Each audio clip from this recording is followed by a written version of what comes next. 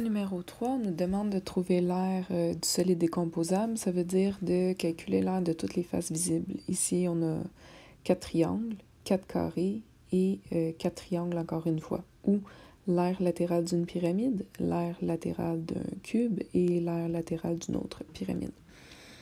L'apothème de la pyramide en bleu est de 15 cm. L'apothème de la pyramide rose, 9 cm.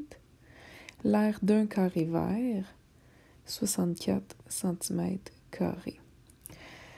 Donc, l'aire totale du solide décomposable, je vais le faire à une étape, c'est l'aire latérale rose, plus l'aire latérale verte, plus l'aire latérale de la pyramide qui est bleue.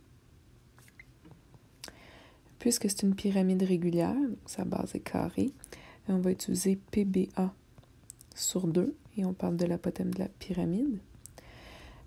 Pour la latérale verte, vu qu'on a l'aire d'une face, je ferais 4 fois l'aire d'un carré au lieu d'utiliser PBH. Et pour la latérale de la pyramide bleue, vu qu'elle est régulière, on peut utiliser PBA sur 2. Périmètre de la base, pour la pyramide rose, je ne suis pas prête à la calculer. Ce serait une première sous-étape. Il faudra aller calculer le côté d'un des carrés. Le côté d'un des carrés, ce serait la racine carrée de l'aire du carré. Donc, racine carrée de 64 qui nous donne 8 cm. Donc, si l'aire d'un carré est de 64 cm², ça veut dire que c'est un 8 par 8. Donc, le périmètre de ma pyramide rose, ce serait 8 fois 4. Tu pourrais écrire tout de suite là, 32 cm.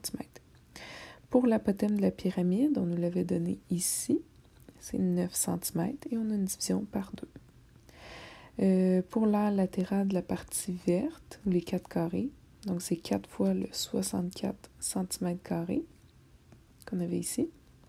Et pour l'aire latérale de la pyramide bleue, périmètre de la base, ça va être encore une fois 4 fois le côté de 8 cm, donc c'était 8 par 8.